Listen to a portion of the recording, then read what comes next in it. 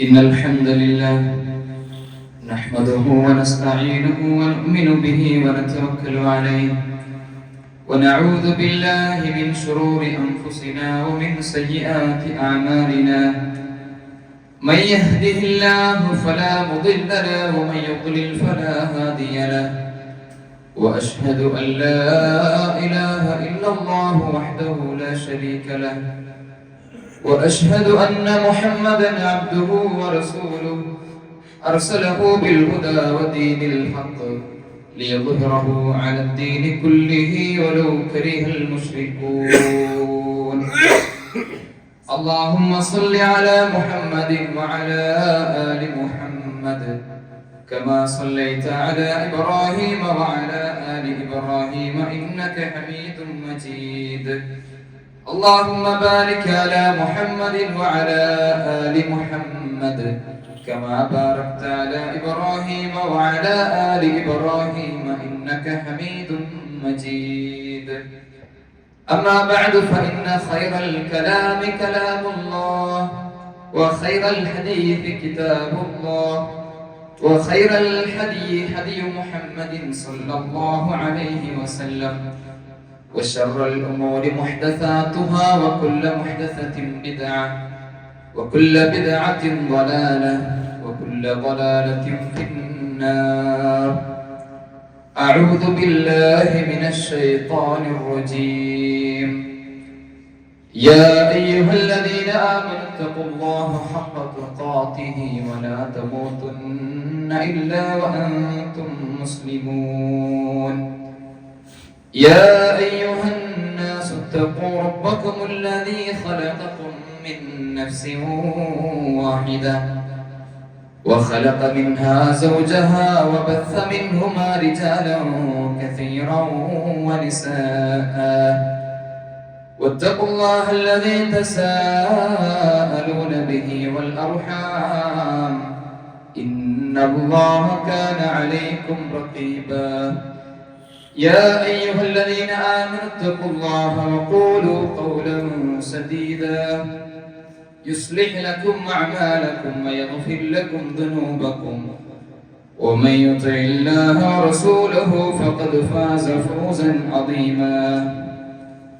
اللهم رب اشرح لي صدري ويسر لي أمري واحلل عقدة من لساني يفقهوا قولي. സ്നേഹം നിറഞ്ഞ സത്യവിശ്വാസികളെ, വിശ്വാസിനികളെ, സഹോദരി സഹോദരന്മാരെ, അല്ലാഹു സുബ്ഹാനഹു വ തആലയുടെ കൽപ്പനകളും നിരോധനങ്ങളും ശ്രദ്ധിച്ച് സൂക്ഷിച്ച് ധന്യമായ യഥാർത്ഥ കറകളഞ്ഞ ജീവിതം നയിക്കണേ എന്ന് എന്നോടും നിങ്ങൾ ഓരോരുത്തരോടും വസിയത്ത് ചെയ്യുകയാണ്, ഓർമ്മപ്പെടുത്തുകയാണ്.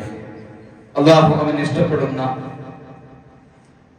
ധന്യമായ ജീവിതം നയിക്കുവാനും ലാ ഇലാഹ ഇല്ലല്ലാഹ് എന്ന കലിമത്ത് തൗഹീദ് ഉച്ചരിച്ച് ഈമാനോടെ മരിച്ചു പോകാനുള്ള തൗഫീഖ് നമുക്ക് എല്ലാവർക്കും പ്രദാനം ചെയ്യുമാറാകട്ടെ. ഖുതുബ കേൾക്കുന്ന സമയത്ത് മൊബൈൽ ഫോൺ നോക്കുക എന്നുള്ളത് വളരെ അധികം തെറ്റായ ഒരു കാര്യമാണ് എന്നത് സാന്ദർഭികമായി ഓർമ്മപ്പെടുത്തുകയാണ്. നല്ല കാര്യത്തിന് വേണ്ടിയിട്ടുള്ളതാണെങ്കിൽ പോലും, ഖുർആൻ പാരായണം ചെയ്യുന്നതാണെങ്കിൽ പോലും, ഖുതുബ തുടങ്ങിയാൽ, ഇമാം മിമ്പറിൽ കയറി കഴിഞ്ഞാൽ, ഖതീബ് ഖുതുബ തുടങ്ങിയാൽ പിന്നെ ഖുതുബ ശ്രദ്ധിച്ച് കേൾക്കലല്ലാത്ത വേറെ ഒരു കാര്യവും ചെയ്യാൻ പാടില്ല എന്നാണ് പ്രവാചകൻ സല്ലല്ലാഹു അലൈഹി വസല്ലം പഠിപ്പിച്ചിട്ടുള്ളത്. എന്നതുകൊണ്ട് തന്നെ ഒരുപക്ഷെ അറിയാത്തത് കൊണ്ടായിരിക്കാം എന്നതിനാൽ ശ്രദ്ധിക്കണമെന്ന് ഓർമ്മപ്പെടുത്തുകയാണ്. സഹോദരങ്ങളെ, അറബി ഹിജറ കലണ്ടർ പ്രകാരം റജബ് മാസം 2-ാം ദിവസത്തിലാണ് നമ്മളുള്ളത്. ഈ ഒരു മാസവുമായി ബന്ധപ്പെട്ട് ധാരാളം അന്ധവിശ്വാസങ്ങളും അനാചാരങ്ങളും ബിദ്അത്താകുന്ന പ്രവർത്തനങ്ങളുമൊക്കെ സമൂഹത്തെ നമ്മൾ കണ്ടുകൊണ്ടിരിക്കുന്നു. എന്നതുകൊണ്ട് തന്നെ റജബ് മാസവുമായി ബന്ധപ്പെട്ട് നമ്മൾ വളരെ അടിസ്ഥാനപരമായി അറിഞ്ഞിരിക്കേണ്ട ചില കാര്യങ്ങൾ ശ്രദ്ധയിൽപ്പെടുത്താനാണ് ഉദ്ദേശിക്കുന്നത്. ഇംഗ്ലീഷ് കലണ്ടർ ആണെങ്കിലും ഹിജറ കലണ്ടർ ആണെങ്കിലും അതിലുള്ള 12 മാസം, 12 എന്നുള്ള ഈ എണ്ണം അത് മനുഷ്യ നിർമ്മിത എണ്ണമല്ല, മറിച്ച് മനുഷ്യർ നിശ്ചയിക്കുന്നതിന് മുമ്പ് തന്നെ അല്ലാഹു സുബ്ഹാനഹു വ തആല ആകാശങ്ങളെയും ഭൂമിയെയും സൃഷ്ടിച്ച നാൾ മുതൽക്ക് തന്നെ ഈ 12 എന്നുള്ള എണ്ണം മാസങ്ങൾക്ക് നിശ്ചയിച്ചതാണ്, അല്ലാഹു തിരഞ്ഞെടുത്തതാണ് എന്നാണ് വിശുദ്ധ ഖുർആൻ പഠിപ്പിക്കുന്നത്. അല്ലാഹു പറഞ്ഞു, ഇന്ന ഇദ്ദത്തശ് ശുഹൂരി ഇൻദല്ലാഹി 12 ശഹ്റൻ ഫീ കിതാബില്ലാഹി യൗമ ഖലഖസ് സമാവാതി വൽ അർദ്. തീർച്ചയായും അല്ലാഹുവിന്റെ അടുക്കൽ മാസങ്ങളുടെ എണ്ണം 12 ആകുന്നു.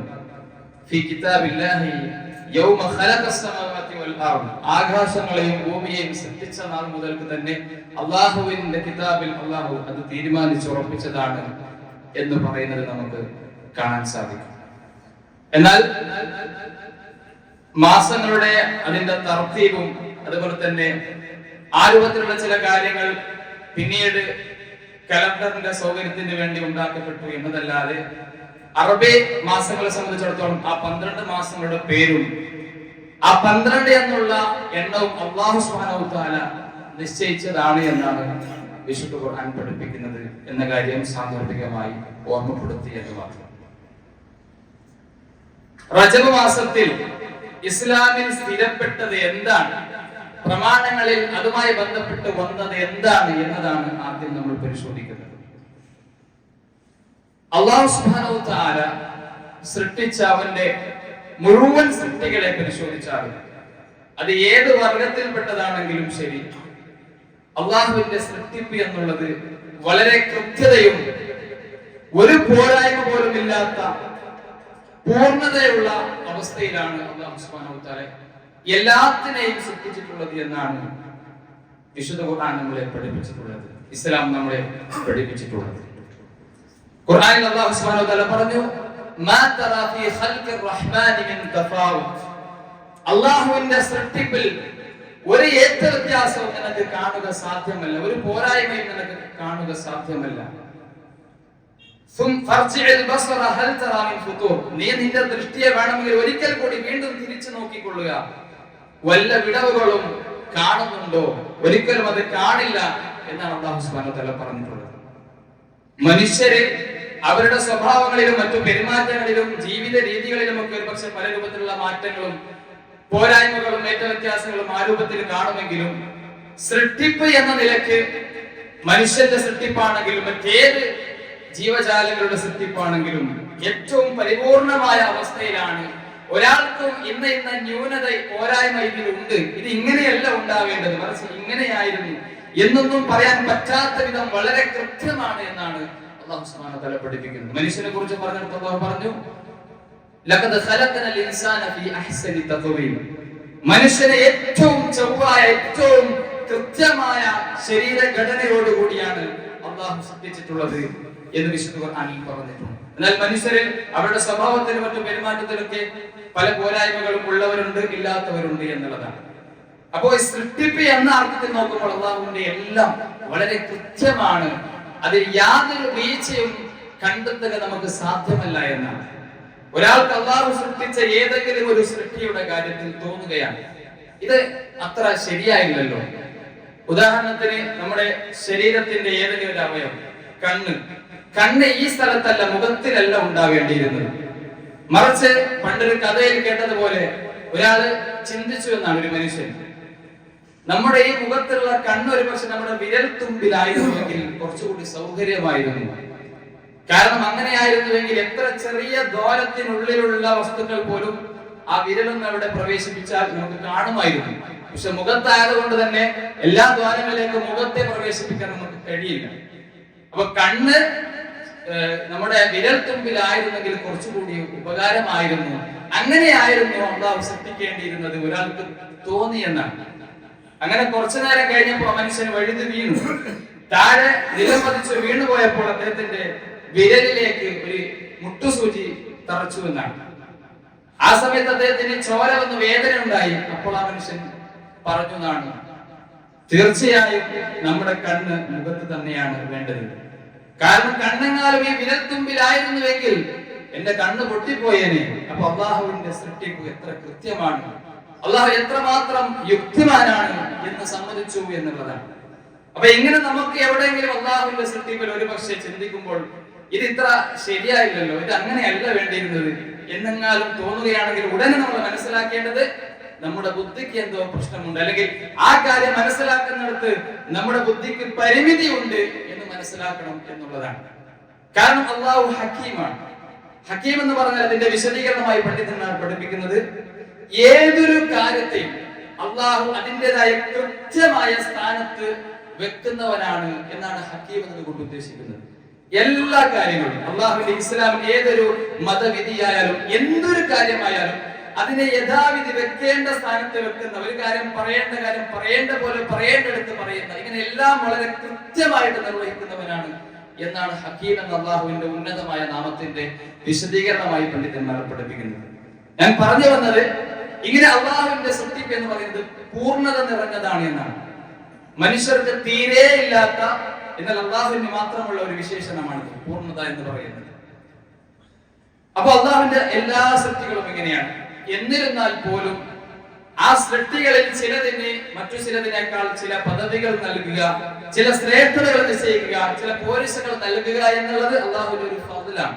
അത് അള്ളാഹുവിന്റെ അനീതിയല്ല, മറിച്ച് അള്ളാഹുവിന്റെ ഒരു ഔദാര്യമാണ്, ഫضലാണ് എന്നതാണ് ഇസ്ലാം പഠിപ്പിക്കുന്നത്. ആ നിലക്ക് നോക്കുമ്പോൾ ഈ റജബ് എന്ന് പറയുന്ന മാസം അള്ളാഹു പ്രത്യേകമായി മറ്റുള്ള 12 മാസങ്ങളിൽ നിന്ന് പ്രത്യേകമായി തെരഞ്ഞെടുത്ത് ആദരിച്ച അൽ അശ്ഹുറുൽ ഹുറും, പവിത്രമാക്കപ്പെട്ട മാസം എന്ന് വിശേഷിപ്പിച്ച 4 മാസങ്ങളിൽപ്പെട്ട ഒരു മാസമാണ് എന്നതാണ് റജബ് മാസത്തിന്റെ പോരിശയായി ഇസ്ലാമിൽ സ്ഥിരപ്പെട്ട, വിശുദ്ധ ഖുർആനിൽ സ്ഥിരപ്പെട്ട ഒരു കാര്യമായി നമ്മൾ മനസ്സിലാക്കേണ്ടത്. ഖുർആനിൽ നേരത്തെ പറഞ്ഞ ആയത്തിൽ അള്ളാഹു പറഞ്ഞു, അള്ളാഹുവിന്റെ അടുക്കൽ മാസങ്ങളുടെ എണ്ണം 12 എന്ന് പറഞ്ഞതിന് ശേഷം പറഞ്ഞു മിൻഹ അർബഅത്തുൻ ഹുറും, അതിൽ 4 മാസങ്ങൾ, പരിശുദ്ധ റമദാനിന് പുറമെ തന്നെ വേറെ 4 മാസങ്ങളുണ്ട്. ആ 4 മാസങ്ങളും പവിത്രമാണ്. ഫലാ തദ്രിമു ഫീഹിന്ന അൻഫുസകും, ആ മാസങ്ങളിൽ നിങ്ങൾ നിങ്ങളോട് അക്രമങ്ങൾ ചെയ്യരുത്. ആ മാസങ്ങളിൽ യുദ്ധം നിഷിദ്ധമാണ്. പ്രവാചകന്റെ കാലഘട്ടത്തിൽ ഉണ്ടായിരുന്ന യുദ്ധങ്ങൾ ആ മാസത്തിൽ നിഷിദ്ധമായിരുന്നു. അപ്പൊ യുദ്ധങ്ങൾ അതുപോലെയുള്ള അക്രമപരമായിട്ടുള്ള പ്രവർത്തനങ്ങളൊന്നും ആ മാസങ്ങളിൽ നിങ്ങൾ ചെയ്യാൻ പാടില്ല. അള്ളാഹുവിനെ ധിക്കരിക്കുന്ന രൂപത്തിൽ, സ്വന്തത്തോട് അക്രമങ്ങൾ ചെയ്യുന്ന രൂപത്തിൽ ഒന്നും തന്നെ ഈ മാസത്തിൽ ഉണ്ടാവാൻ പാടില്ല എന്ന് വിശുദ്ധ ഖുർആനിൽ പറഞ്ഞത് കാണാം. ഈ 4 മാസങ്ങൾ ഏതാണ് എന്ന് നബി സല്ലല്ലാഹു അലൈഹി വസല്ലം ഹദീസിൽ നമുക്ക് വ്യക്തമായി പഠിപ്പിച്ചിട്ടുണ്ട്. പ്രവാചകൻ പറഞ്ഞു, ഇന്ന സമാന, തീർച്ചയായും കാലം എന്ന് പറയുന്നത് ഖദിസ്തദാറക ഹൈഅതിഹി യൗമ ഖലഖല്ലാഹു സമാവാതി വൽ അർദ്, അള്ളാഹു ആകാശങ്ങളെയും ഭൂമിയെയും സൃഷ്ടിച്ച ആ സമയം മുതൽ തന്നെ അള്ളാഹു തീരുമാനിച്ച ആ ഒരു ഭ്രമണപഥത്തിൽ അതിൻ്റെതായ രൂപത്തിൽ കാലങ്ങൾ കറങ്ങിക്കൊണ്ടിരിക്കുന്നുണ്ട്. അസ്സനത്തു 12 ശഹ്റ, വർഷം എന്ന് പറഞ്ഞാൽ 12 മാസങ്ങൾ നിറഞ്ഞതാണ്. മിൻഹ അർബഅത്തുൻ ഹുറും, അതിൽ 4 മാസങ്ങൾ പവിത്രമാണ്. അത് ഏതാണെന്ന് പ്രവാചകൻ വിശദീകരിക്കുകയാണ്. സലാസുൻ മുതവാലിയാത്തുൻ, 3 മാസങ്ങൾ തുടർച്ചയായി വരുന്ന, ഒന്നിന് പിറകെ മറ്റൊന്നായി തുടർച്ചയായി ഒരുമിച്ച് വരുന്ന മാസങ്ങളാണ്. അത് ഏതൊക്കെയാണ്? ദുൽഖഅദ, ദുൽഹിജ്ജ വൽ മുഹറം, ഈ 3 മാസങ്ങൾ. അതിനുശേഷം റജബ് മുദറല്ലദി ബൈന ജുമാദ വ ശഅബാൻ, ശഅബാനിന്റെയും ജുമാദയുടെയും ഇടയിൽ വരുന്ന മുദർ ഗോത്രക്കാരുടെ മാസം എന്ന് പ്രത്യേകം വിശേഷിപ്പിക്കപ്പെടുന്ന റജബ് മാസം. അപ്പോൾ ദുൽഖഅദ, ദുൽഹിജ്ജ, മുഹറം, റജബ്, ഈ 4 മാസം പ്രത്യേകമായും അള്ളാഹു തിരഞ്ഞെടുത്ത പവിത്രമായ, അക്രമങ്ങൾ തീരെ ചെയ്യാൻ പാടില്ല, ഒരു മാസത്തിലും അക്രമങ്ങൾ പാടില്ല, കുറ്റങ്ങൾ ചെയ്യാൻ പാടില്ലെങ്കിൽ പോലും ഈ മാസങ്ങളിൽ പ്രത്യേകമായത് പാടില്ല എന്ന് പറഞ്ഞ അള്ളാഹു പ്രത്യേകം തിരഞ്ഞെടുത്ത 4 മാസങ്ങളാണ്. അതിൽപ്പെട്ട ഒരു മാസമാണ് റജബ് എന്നതാണ് റജബ് മാസത്തിന്റെ സവിശേഷതയായി, പുണ്യകരമായ ഒരു കാര്യമായി ഇസ്ലാമിൽ സ്ഥിരപ്പെട്ട ഒരു കാര്യമുള്ളത്. ഇത് മാത്രമാണ് റജബ് മാസത്തിന്റെ പോരിശയായി പ്രമാണങ്ങളിൽ സ്ഥിരപ്പെട്ടത് എന്നതാണ്. അതുകൊണ്ട് തന്നെ ഇമാം ഖത്താദ റഹിമഹുല്ലാഹ് പറഞ്ഞതുപോലെ അൽ അമലു സ്വാലിഹു അഅ്ളമു അജ്റൻ ഫിൽ അശ്ഹുറിൽ ഹറാം അൽ ഹുറും, ഈ പവിത്രമായ മാസങ്ങളിൽ ഒരാള് തെറ്റ് ചെയ്യുക എന്നുള്ളത് മറ്റുള്ള മാസങ്ങളിൽ ചെയ്യുന്നതിനേക്കാളും കൂടുതൽ കുറ്റകരമാണ് എന്നാണ്. അതേസമയം ഈ മാസങ്ങളിൽ ഒരാൾ നന്മ ചെയ്യുക എന്നുള്ളതും മറ്റുള്ള മാസങ്ങളിൽ നന്മ ചെയ്യുന്നതിനേക്കാളും കൂടുതൽ പ്രതിഫലാർഹമാണ് എന്നതാണ്. ആ നിലക്ക് നന്മകൾ കൂടുതൽ അധികരിപ്പിക്കാനും തിന്മകളിൽ നിന്ന് കഴിവിന്റെ പരമാവധി മറ്റു മാസങ്ങളെക്കാളും കൂടുതൽ ശ്രദ്ധിച്ച് വിട്ടു നിൽക്കാനും ഈ മാസങ്ങളിൽ ശ്രദ്ധിക്കണമെന്നാണ് പണ്ഡിതന്മാർ പഠിപ്പിച്ചിട്ടുള്ളത്. അപ്പൊ ഇതല്ലാത്ത വേറെ ഒരു പ്രത്യേകതയും ഈ റജബ് മാസത്തിന് ഇല്ല എന്നാണ് നമ്മൾ ആദ്യമായി മനസ്സിലാക്കേണ്ടത്. എന്നാൽ സഹോദരന്മാരെ, ഈ മാസത്തിന്റെ പേര് പറഞ്ഞ് പരിശുദ്ധ ദീനുൽ ഇസ്ലാമിൽ ഒരു നിലക്കും പഠിപ്പിക്കപ്പെടാത്ത, പ്രവാചകൻ സല്ലല്ലാഹു അലൈഹി വസല്ലം കാണിച്ചു തരാത്ത, സ്വഹാബത്തിന്റെ മാതൃകയില്ലാത്ത, അഹ്ലുസുന്ന വൽ ജമാഅത്തിന്റെ പണ്ഡിതന്മാർ ആരും തന്നെ നമുക്ക് കാണിച്ചു തരാത്ത ധാരാളം ബിദ്അത്തുകളാണ് നമുക്ക് കാണാൻ സാധിക്കുന്നത്. പരലോകത്ത് റബ്ബിന്റെ കോടതിയിൽ, മഹ്ശറ കോടതിയിലേക്ക് കടന്നു വരുന്ന സന്ദർഭത്തിൽ, അവിടെ ദാഹിച്ച് വലഞ്ഞു നിൽക്കുന്ന സന്ദർഭത്തിൽ ഏറ്റവും നല്ല പാലിനേക്കാൾ വെളുത്ത, തേനിനേക്കാൾ മധുരമുള്ള ജലമായി പ്രവാചകൻ പഠിപ്പിച്ച, ഒരിക്കൽ ഒരു മനുഷ്യൻ കുടിച്ചു കഴിഞ്ഞാൽ പിന്നെ ഒരിക്കലും അവനക്ക് ദാഹം ഉണ്ടാവുകയില്ലെന്ന് പറഞ്ഞ അത്രയും അനുഗ്രഹീതമായ അൽ കൗസർ എന്ന് പറയുന്ന, അൽ ഹൗദുൽ കൗസർ എന്ന് പറയുന്ന ആ പാനീയം പോലും നൽകപ്പെടാതെ പോകുന്ന ഹതഭാഗ്യന്മാരായ ആളുകളാണ് ബിദ്അത്തിന്റെ ആളുകൾ എന്ന് പ്രവാചകൻ പഠിപ്പിച്ചിട്ടുണ്ട്. പ്രവാചകന്റെ അരികിലേക്ക് അൽ ഹൗദുൽ കൗസറിന് വേണ്ടി കടന്നു വരും. അപ്പോൾ ഒരു വിഭാഗം ആളുകളെ മാറ്റി നിർത്തപ്പെടും. നിങ്ങൾക്ക് ഈ വെള്ളമില്ല എന്ന് പറയും. പ്രവാചകന്റെ വേദന ഉണ്ടാകും, വിഷമം ഉണ്ടാകും. പ്രവാചകൻ ചോദിക്കും, എന്തുകൊണ്ട് അവരെ തടയുന്നു? അവർക്കും ഈ വെള്ളം ഞാൻ കൊടുത്തോട്ടെ എന്ന് പറയുമ്പോൾ പ്രവാചകനോട് പറയപ്പെടുമെന്നാണ്, അള്ളാഹുവിന്റെ റസൂലെ, താങ്കൾക്ക് ശേഷം ഇവർ എന്താണ് ദീനിൽ കടത്തിക്കൂട്ടിയത് എന്ന് നിങ്ങൾക്കറിയില്ല. നിങ്ങൾ പഠിപ്പിക്കാത്ത ധാരാളം കാര്യങ്ങൾ ദീനുൽ ഇസ്ലാമിന്റെ പേരിൽ കടത്തിക്കൂട്ടിയവരാണിത്. ഇവർ ബിദ്അത്ത് ചെയ്തവരാണിവർ. അതുകൊണ്ടാണ് ഇവരെ മാറ്റി നിർത്തിയത് എന്ന് പറയുമ്പോൾ റസൂൽ സല്ലല്ലാഹു അലൈഹി വസല്ലം പറയും, ഞാൻ പഠിപ്പിച്ച ദീനുൽ ഇസ്ലാമിന്റെ കാര്യത്തിൽ കൂടുതൽ പുതുതായി ഉണ്ടാക്കിയവരാണോ, ഞാൻ പഠിപ്പിച്ചാത്ത കാര്യങ്ങൾ അനുഷ്ഠിച്ചവരാണെങ്കിൽ അവർക്ക് ഞാൻ കൊടുക്കില്ല എന്ന് പറഞ്ഞ് നിങ്ങൾ മാറിപ്പോവുക, ദൂരെ പോവുക എന്ന് പറഞ്ഞ് അവരെ അകറ്റി നിർത്തുമെന്നാണ്. അത്രയും അപകടകാരികളായ ആളുകളാണ് ബിദ്അത്തിന്റെ ആളുകൾ, ദീനിൽ പുതുതായി ഉണ്ടാക്കുന്ന ആളുകൾ എന്ന് പഠിപ്പിച്ച ആ ഒരു പരിശുദ്ധ ഇസ്ലാമിന്റെ അനുയായികൾ എന്ന് പറയുന്ന, മുസ്ലിമീങ്ങൾ എന്ന് പറയുന്ന ധാരാളം ആളുകൾ ഇന്ന് ഈ മാസവുമായി ബന്ധപ്പെട്ട് നിരവധി ബിദ്അത്തുകളാണ് സമൂഹത്തിൽ ചെയ്തുകൊണ്ടിരിക്കുന്നത്. അതിൽ പ്രധാനപ്പെട്ട ചില കാര്യങ്ങൾ മാത്രം ശ്രദ്ധയിൽപ്പെടുത്താം. മഹാനായ ഇബ്നു ഹജർ അൽ അസ്ഖലാനി എന്ന് പറയുന്ന ശാഫിഈ മദ്ഹബിൽപ്പെട്ട, ശാഫിഈ മദ്ഹബിലുള്ള ആളുകൾ എന്ന് അവകാശപ്പെടുന്നവരാണ്. അവരുടെ ഇമാമികളുടെ വാക്കുകളെ പോലും വിലവെക്കാതെ എതിർത്തുകൊണ്ട് ഇത്തരം പ്രവണതകൾ ചെയ്യുന്നത്. ഇമാം ഇബ്നു ഹജർ അൽ അസ്ഖലാനി റഹിമഹുല്ലാഹ് ശാഫിഈ മദ്ഹബിലെ വലിയ പണ്ഡിതനാണ്. അദ്ദേഹം ഇതുമായി ബന്ധപ്പെട്ട് പറയുന്നത് കാണാം, ലം യരിദ് ഫീ ഫദ്ലി ശഹ്രി റജബ്, റജബ് മാസത്തിന്റെ പ്രത്യേകതയുമായി ബന്ധപ്പെട്ട് സ്ഥിരപ്പെട്ടിട്ടില്ല. വലാ ഫീ സിയാമിഹി, ആ റജബ് മാസത്തിൽ നോമ്പെടുക്കുന്നതുമായി ബന്ധപ്പെട്ട് സ്ഥിരപ്പെട്ടിട്ടില്ല. വലാ സിയാമി ശൈഉൻ മിൻഹു മുഅയ്യൻ, റജബ് മാസത്തിൽ ഏതെങ്കിലും ഒരു പ്രത്യേക ദിവസത്തിൽ നോമ്പെടുക്കുന്നതുമായി ബന്ധപ്പെട്ടും സ്ഥിരപ്പെട്ടിട്ടില്ല. വലാ ഫീ ഖിയാമി ലൈലത്തിൻ മഖ്സൂസത്തിൻ ഫീഹി, അതുപോലെ തന്നെ റജബ് മാസത്തിൽ ഏതെങ്കിലും ഒരു രാത്രിയിൽ പ്രത്യേകമായ ഒരു നിസ്കാരം, ഇങ്ങനെയും ഈ വിഷയത്തിലൊന്നും സ്ഥിരപ്പെട്ടിട്ടില്ല. ഹദീസുൻ സ്വഹീഹുൻ യസ്ലുഹു ലിൽ ഹുജ്ജ, പ്രമാണമായി നമുക്ക് സ്വീകരിക്കാൻ പറ്റുന്ന നിലക്കുള്ള ഒന്നും തന്നെ ഈ വിഷയത്തിൽ സ്ഥിരപ്പെട്ടിട്ടില്ല, റജബ് മാസത്തിന്റെ കാര്യത്തിൽ വന്നിട്ടില്ല എന്ന് അദ്ദേഹം പറയുന്നത് നമുക്ക് കാണാൻ സാധിക്കും. പിന്നെ ആകെ വന്നത് എന്താണ്? ചില ഹദീസുകളുണ്ട് റജബ് മാസവുമായി ബന്ധപ്പെട്ട്.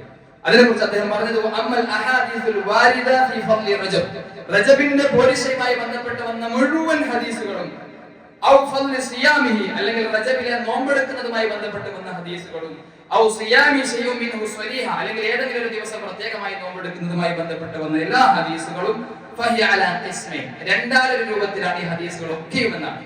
ഒന്നുകിൽ ദഈഫ, അത് ദുർബലമായ, നമുക്ക് ദീനിൽ പ്രമാണമായി സ്വീകരിക്കാൻ പറ്റാത്ത, ഒഴിവാക്കേണ്ടുന്ന, വർജിക്കേണ്ടുന്ന ഹദീസുകളാണ്. അല്ലെങ്കിൽ മൗദൂആയ ഹദീസ് എന്നാണ്. മൗദൂആയ ഹദീസ് എന്ന് പറഞ്ഞാൽ ദീനിൽ പ്രവാചകന്റെ പേരിൽ കെട്ടി ഉണ്ടാക്കുന്ന ഹദീസുകളാണ് എന്നാണ്. ഒരു നിലക്കും ഒരു അടിസ്ഥാനവും ഇല്ലാത്ത വിധം പച്ചക്കള്ള പ്രവാചകന്റെ പേരിൽ പറഞ്ഞുകൊണ്ട് ആ നിലക്ക് സ്വമേധയാൽ ഒരാൾ ഉണ്ടാക്കുന്ന മനുഷ്യ നിർമ്മിത ഹദീസുകൾക്കാണ് മൗദൂആയ ഹദീസ് എന്ന് പറയുന്നത്. ദഈഫായ ഹദീസ് എന്ന് പറഞ്ഞാൽ ഹദീസിന്റെ പരമ്പരയിൽ മറ്റു ചില കാര്യങ്ങളിലൊക്കെ ചില വീഴ്ചകളുള്ള, പോരായ്മകളുള്ള ഹദീസ് എന്നാണ് ഉദ്ദേശിക്കുന്നത്. ദഈഫിനേക്കാളും വളരെ അപകടകരമാണ് മൗദൂആയ ഹദീസ് എന്നുള്ളതാണ്. ഏതായാലും ഈ വിഷയത്തിൽ വന്ന മുഴുവൻ ഹദീസുകളും നമുക്ക് സ്വീകരിക്കാൻ പറ്റില്ല. കാരണം ഒന്നുകിൽ ദഈഫാണ് അല്ലെങ്കിൽ മൗദൂആണ് എന്നാണ് ശാഫിഈ മദ്ഹബുകാരനായ ഇമാം ഇബ്നു ഹജർ അൽ അസ്ഖലാനി റഹിമഹുല്ലാഹ് പറഞ്ഞു വെച്ചിട്ടുള്ളത്. അദ്ദേഹം ആവശ്യത്തിൽ ഒരു ഗ്രന്ഥം തന്നെ രചിച്ചിട്ടുണ്ട് എന്നുള്ളതാണ് അതിന്റെ ഗൗരവം നമുക്ക് ബോധ്യപ്പെടുത്തി തരുന്ന കാര്യം. ഇങ്ങനെയൊക്കെ ആയിട്ട് പോലും ഈ റജബ് മാസത്തിൽ നടക്കുന്ന അനാചാരങ്ങളിൽപ്പെട്ട ഒന്നാണ് പ്രാർത്ഥന എന്ന് പറയുന്നത്.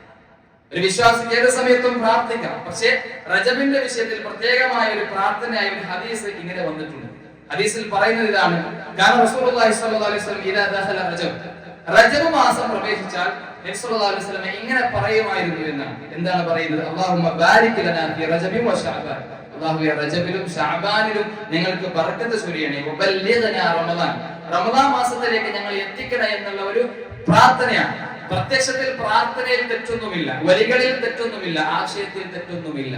പക്ഷേ ഇങ്ങനെ ഒരു ഹദീസ് പ്രവാചകനിൽ നിന്ന് സ്ഥിരപ്പെട്ടിട്ടില്ല എന്നതുകൊണ്ട് തന്നെ പ്രത്യേകമായ ഒരു പ്രാർത്ഥന എന്ന നിലയ്ക്ക് നിർവഹിക്കാൻ പാടില്ല എന്നതാണ്. ഇതേ പ്രാർത്ഥന ഇതേ വാക്കുകൾ വെച്ചുകൊണ്ട് നമ്മൾ പ്രവാചകൻ പഠിപ്പിച്ചതാണ് എന്ന അർത്ഥത്തിൽ ഇത് നിർവഹിക്കാൻ പാടില്ല എന്നാണ് നമ്മൾ മനസ്സിലാക്കേണ്ടത്. കാരണം അത് സ്ഥിരപ്പെട്ടിട്ടില്ല. പക്ഷേ ഈ ഹദീസ് ധാരാളമായി ഈ പ്രാർത്ഥന ഈ റജബ് മാസം വരുന്ന സന്ദർഭത്തിൽ നടത്തുന്ന ആളുകളെ നമുക്ക് കാണാൻ സാധിക്കും. അത് വാട്സപ്പുകളിൽ ഷെയർ ചെയ്യുന്ന ആളുകളെ കാണാൻ സാധിക്കും. ഇത് ഒരു നിലക്കും പാടില്ല എന്നാണ് നമ്മൾ മനസ്സിലാക്കേണ്ടത്. അതാണ് റജബുമായി ബന്ധപ്പെട്ട് വരുന്ന ഒരു ബിദ്അത്താകുന്ന അല്ലെങ്കിൽ പുത്തനാചാരമായി നമ്മൾ കാണുന്ന ഒരു കാര്യം. രണ്ടാമത്തേത് റജബിൽ നിർവഹിക്കുന്ന ഉംറ. റജബ് മാസത്തിൽ ഉംറ നിർവഹിക്കുക എന്നുള്ളത് ഒരു പ്രത്യേകമായ ഒരു പോളിസിയുള്ള കാര്യമായി ചിലർ പറയാറുണ്ട്. അതിനും ഒരു അടിസ്ഥാനവുമില്ല എന്നാണ് നമ്മൾ മനസ്സിലാക്കേണ്ടത്. കാരണം ആയിഷ റളിയല്ലാഹു അൻഹ പറയുകയാണ്, വഅതമറ റസൂലുള്ളാഹി സ്വല്ലല്ലാഹു അലൈഹി വസല്ലം ഫീ റജബി ഖത്തു, നബി സ്വല്ലല്ലാഹു അലൈഹി വസല്ലം റജബ് മാസത്തിൽ ഒരിക്കൽ പോലും ഉംറ നിർവഹിച്ചിട്ടില്ല എന്നാണ്. അങ്ങനെ എന്തെങ്കിലും ഒരു പ്രത്യേക പോളിസി ഉണ്ടായിരുന്നുവെങ്കിൽ നബി സ്വല്ലല്ലാഹു അലൈഹി വസല്ലം അത് കാണിച്ചു തന്നേ. പക്ഷെ പ്രവാചകൻ നിർവഹിച്ചിട്ടില്ല എന്നാണ് പറഞ്ഞത്. അതുകൊണ്ട് തന്നെ അങ്ങനെ ഒരു പ്രത്യേകമായ ഒരു ഉംറ നിർവഹിക്കാൻ പാടില്ല എന്നല്ല, മറിച്ച് ഒരു പ്രത്യേക പുണ്യമുണ്ട് എന്ന നിലക്ക് ഈ മാസത്തിൽ ഉംറ നിർവഹിക്കുന്നത് ബിദ്അത്താണ് എന്നാണ് നമ്മൾ മനസ്സിലാക്കേണ്ടത്. മൂന്നാമത്തെ ഒരു അനാചാരം എന്ന് പറയുന്നത് സ്വലാത്തുർ റഗായിബ് എന്ന പേരിൽ ഒരു നിസ്കാരമുണ്ട്. ആഗ്രഹ സഫലീകരണ നിസ്കാരം എന്നതാണ് അതിന്റെ ആശയം. അതിനെക്കുറിച്ച് ഇമാം നവവി റഹിമഹുല്ലാഹ് ഷാഫി മദ്ഹബിലെ ഏറ്റവും വലിയ പണ്ഡിതനായ രണ്ടാം ഷാഫി എന്നറിയപ്പെടുന്ന ഇമാം നവവി റഹിമഹുല്ലാഹ് പറയുന്നത് കാണാം, അസ്സലാത്തുൽ മഅറൂഫത്തു ബിസ്സലാത്തിർ റഗായിബ്, സ്വലാത്തുർ റഗായിബ് എന്ന പേരിൽ ഒരു നിസ്കാരമുണ്ട്. വഹിയ 12 റക്അത്ത്, 12 റക്അത്താണ്. ചില ആളുകളൊക്കെ നമുക്കിടയിൽ സമൂഹത്തിൽ നിർവഹിക്കുന്നുണ്ട്, വളരെ ആത്മാർത്ഥമായിട്ട് വലിയ പ്രതിഫലാർഹമായ ഒരു ഇബാദത്തായിട്ട് നിർവഹിക്കുന്നുണ്ട്. അതിനെ സംബന്ധിച്ചാണ് അദ്ദേഹം പറയുന്നത്. അത് 12 റക്അത്താണ്. തുസല്ല ബൈനൽ മഗ്രിബി വൽ ഇശാഇ ലൈലത അവ്വൽ ജുമുഅ ഫി റജബ്, റജബിലെ ആദ്യത്തെ ജുമുഅയുടെ രാത്രിയിൽ മഗ്രിബിന്റെയും ഇശാഇന്റെയും ഇടയിലാണ് ഇത് നിർവഹിക്കുന്നത്. എന്ന് പറഞ്ഞാൽ ഇന്ന് രാത്രി മഗ്രിബ് നിസ്കാരത്തിന്റെയും ഇശാ നിസ്കാരത്തിന്റെയും ഇടയിൽ പല ആളുകളും നിർവഹിക്കുന്ന 12 റക്അത്ത് നിസ്കാരമാണ് സ്വലാത്തുർ റഗായിബ്. ഇതിനെ സംബന്ധിച്ച് അദ്ദേഹം പറയുകയാണ്, അതുപോലെ തന്നെ സ്വലാത്തുൽ ലൈലത്തി നിസ്ഫി ശഅബാൻ, കൂട്ടത്തിൽ അദ്ദേഹം ശഅബാനിലെ നേരെ പകുതിയിലുള്ള രാത്രി നിസ്കാരം അതിനെ കുറിച്ചും ചേർത്ത് പറഞ്ഞുകൊണ്ട് അദ്ദേഹം പറഞ്ഞു, വഹാദാനി സ്വലാത്താനി ബിദ്അത്താനി വമുൻകറത്താനി ഖബീഹത്താനി എന്നാണ്. ഈ രണ്ട് നിസ്കാരവും ഇത് ബിദ്അത്താണ്, ദീനിൽ പുതുതായി കടത്തിക്കൂട്ടിയ നിസ്കാരമാണ്, അത് മുൻകറാണ്, ഖബീഹാണ്, വളരെ മ്ലേച്ഛമായ ഒഴിവാക്കേണ്ടുന്ന ഒരു ഇബാദത്താണ്. ഇസ്ലാമിൽ യാതൊരു അടിസ്ഥാനവും ഇതിനില്ല എന്നാണ് ശാഫിഈ പണ്ഡിതനായ ഇമാം നവവി റഹിമഹുല്ലാഹ് പറഞ്ഞത്. ഇങ്ങനെയുള്ള ഒരു അടിസ്ഥാനമില്ലാത്ത ഇമാമികൾ തന്നെ വളരെ കൃത്യമായി അവരുടെ ഗ്രന്ഥങ്ങളിൽ പാടില്ല എന്ന് പറഞ്ഞ ഇത്തരം ആരാധനകളാണ് ഈ റജബ് മാസത്തിൽ വലിയ പോലീസുള്ള പുണ്യകരമായ കാര്യമായി നിർവഹിക്കുന്നത് എന്നുള്ളതാണ്. യഥാർത്ഥത്തിൽ ഒരു മനുഷ്യനെ സംബന്ധിച്ചിടത്തോളം ദീനിൽ പഠിപ്പിക്കപ്പെടാത്ത ഇത്തരം ബിദ്അത്തുകൾ ചെയ്യുമ്പോൾ ഇമാം മാലിക് റഹിമഹുല്ലാഹ് പറഞ്ഞതുപോലെ പ്രവാചകനെ നിന്ദിക്കുകയാണ് അവൻ ചെയ്യുന്നത്. ഒരു മനുഷ്യൻ അല്ലാഹുവിന്റെ റസൂലിനെ നിന്ദിക്കുക എന്ന് പറഞ്ഞാൽ, പ്രവാചകനെ ചെറുതാക്കുക എന്ന് പറഞ്ഞാൽ, പ്രവാചകനെ പരിഹസിക്കുക എന്ന് പറഞ്ഞാൽ, പ്രവാചകൻ ദീനിൽ വഞ്ചന കാണിക്കുക എന്ന് ഒരാൾ പറഞ്ഞാൽ അയാളെ കുറിച്ച് നമ്മുടെ അഭിപ്രായം എന്തായിരിക്കും? എത്ര വലിയ ധിക്കാരമായിരിക്കും ആ മനുഷ്യൻ ചെയ്യുന്നത്. ഒരാൾ അല്ലാഹുവിന്റെ റസൂലിനെ കുറിച്ച് നമ്മുടെ മുമ്പിൽ മോശം പറഞ്ഞു എന്ന് വിചാരിക്കാം, അയാളെ കുറിച്ച് നമ്മുടെ അഭിപ്രായം എന്തായിരിക്കും? ആ മനുഷ്യനെ എന്തു ചെയ്യാൻ നമ്മൾ തയ്യാറാകും, കാരണം അത്ര വലിയ തോന്നിവാസമാണ് പറഞ്ഞത് എന്നതുകൊണ്ട്. എന്നാൽ ഇമാം മാലിക് റഹിമഹുല്ലാഹ് വിഷയത്തിന്റെ ഗൗരവം കൃത്യമായി ബോധ്യപ്പെടുത്തിക്കൊണ്ട് പറഞ്ഞത്, ഒരാൾ ദീനിൽ ബിദ്അത്ത് ഉണ്ടാക്കിയാൽ, പ്രവാചകൻ പഠിപ്പിക്കാത്ത ഒരു കാര്യം പുതുതായി ദീനിൽ ഉണ്ടാക്കി ഇത് പുണ്യമുള്ളതാണെന്ന് വാദിച്ചു വന്നാൽ അവൻ പറയുന്നത് എന്താണ്? അല്ലാഹുവിന്റെ റസൂൽ തന്റെ ദൗത്യത്തിൽ, പ്രവാചകത്വം എന്ന ദൗത്യത്തിൽ, റിസാലത്തിൽ വഞ്ചന കാണിച്ചു എന്ന് പറഞ്ഞതിന് തുല്യമാണെന്നാണ്. എന്തുകൊണ്ട്? പ്രവാചകൻ സല്ലല്ലാഹു അലൈഹി വസല്ലം ദീൻ പൂർത്തിയാക്കി എന്നാണ് അല്ലാഹു സുബ്ഹാനഹു വ തആല പഠിപ്പിച്ചത്. പ്രവാചകനിലൂടെ അൽയൗമ അക്മൽതു ലക്കും ദീനക്കും വഅത്മംതു അലൈക്കും നിഅമതി വറദിതു ലക്കും അൽ ഇസ്ലാമ ദീന, ഇന്ന ദിവസം ദീൻ നിങ്ങൾക്ക് പൂർത്തിയാക്കിയിരിക്കുന്നു, ഇസ്ലാമിനെ നിങ്ങൾക്ക് മതമായി തൃപ്തിപ്പെട്ടിരിക്കുന്നു എന്ന് അല്ലാഹു സുബ്ഹാനഹു വ തആല പഠിപ്പിച്ചതാണ്. പ്രവാചകനിലൂടെ ദീൻ പൂർത്തിയായതാണ് എന്ന് എല്ലാ മുസ്ലിമീങ്ങളും അംഗീകരിക്കുന്ന കാര്യമാണ്. എന്നിരുന്നിട്ട് പോലും പ്രവാചകൻ പഠിപ്പിക്കാത്ത ഒരു കാര്യം ദീനിൽ പുതുതായി ചേർക്കുമ്പോൾ അവൻ എന്ത് പറയുന്നത് പോലെയാണ്, അള്ളാഹുവിന്റെ റസൂൽ ഇന്ന് ഒരു കാര്യം വിട്ടുപോയിട്ടുണ്ട്. ഈ പറഞ്ഞ രൂപത്തിലുള്ള നിസ്കാരങ്ങളൊക്കെ നിർവഹിക്കുമ്പോൾ അവൻ വാദിക്കുന്നത് എന്താണ്, അള്ളാഹുവിന്റെ റസൂൽ ഇത് പഠിപ്പിച്ചിട്ടില്ല, പ്രവാചകൻ തന്റെ റിസാലത്തിൽ വഞ്ചന കാണിച്ചിട്ടുണ്ട് എന്ന് പറയുന്നതിന് തുല്യമാണ് എന്നാണ്. അപ്പൊ അത്രയും വല്ല അപകടമാണ് ബിദ്അത്ത് എന്ന് ഇമാം മാലിക് റഹ്മത്തുള്ളാഹി പറഞ്ഞത് കാണാൻ സാധിക്കും. അപ്പോൾ ഇത്തരം ആചാരങ്ങളൊക്കെ ഇത് ദീനിൽ ഇല്ലാത്തതാണെന്ന് മനസ്സിലാക്കിക്കൊണ്ട് ഈ റജബ് മാസവുമായി ബന്ധപ്പെട്ട് വന്ന പുണ്യകരം എന്താണോ ആ കാര്യം നിർവഹിക്കുന്നിടത്താണ് വിശ്വാസികളായ നമ്മൾ ശ്രദ്ധ പുലർത്തേണ്ടത്. അല്ലാഹു അതിനെ തൗഫീഖ് നൽകി നമ്മെ അനുഗ്രഹിക്കുമാറാവട്ടെ.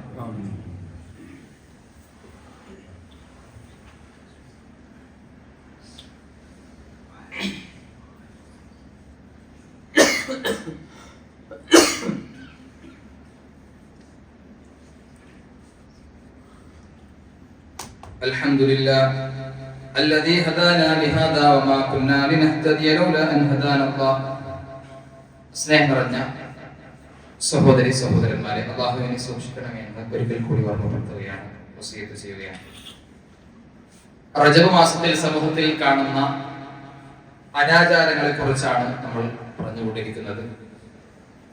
നമ്മൾ എല്ലാവരും മനസ്സിലാക്കിയതുപോലെ റജബ് മാസം വരുമ്പോൾ ഏറ്റവും കൂടുതൽ സമൂഹത്തിൽ കാണപ്പെടുന്ന ഒരു വലിയ ഒരു തെറ്റായ, ഇസ്ലാമിൽ സ്ഥിരപ്പെടാത്ത ഒരു ഇബാദത്താണ് റജബ് 27ാമത്തെ ദിവസത്തിലെ നോമ്പ് എന്ന് പറയുന്നത്. അതുമായി ബന്ധപ്പെട്ട ഒരു ഹദീസ് ഇങ്ങനെ വന്നിട്ടുണ്ട്. അബൂ ഹുറൈറ റളിയല്ലാഹു അൻഹു അൻ നബി സല്ലല്ലാഹു അലൈഹി വസല്ലം ഖാല, അബൂ ഹുറൈറ റിപ്പോർട്ട് ചെയ്യുന്ന ഹദീസാണ്. നബി സല്ലല്ലാഹു അലൈഹി വസല്ലം പറഞ്ഞു, മൻ സ്വാമ യൗമ സാബി വൽ 20 മിൻ റജബ്, റജബിലെ 27ാമത്തെ ദിവസം ഒരാൾ നോമ്പെടുത്താൽ കുതിബ ലഹു സവാബു സിയാമി 60 ശഹറ, അവൻ 60 മാസം നോമ്പെടുത്തവനെ പോലെയാണ്, അത്രയും പുണ്യം അവൻക്കുണ്ട് എന്നാണ് ഈ ഹദീസ് ഉള്ളത്. പക്ഷെ ഈ ഹദീസിനെ സംബന്ധിച്ച് നേരത്തെ പറഞ്ഞതുപോലെ അത് ഒരു നിലക്കും സ്വീകാര്യമല്ല, അതിന് യാതൊരു അടിസ്ഥാനവും ഇല്ല എന്നാണ് പണ്ഡിതന്മാരൊക്കെയും പഠിപ്പിച്ചിട്ടുള്ളത്. ഷാഫി മദ്ഹബിലെ വളരെ പ്രസിദ്ധനായ ഇബ്നുൽ അസാർ എന്ന് പറയുന്ന ഒരു പണ്ഡിതനുണ്ട്.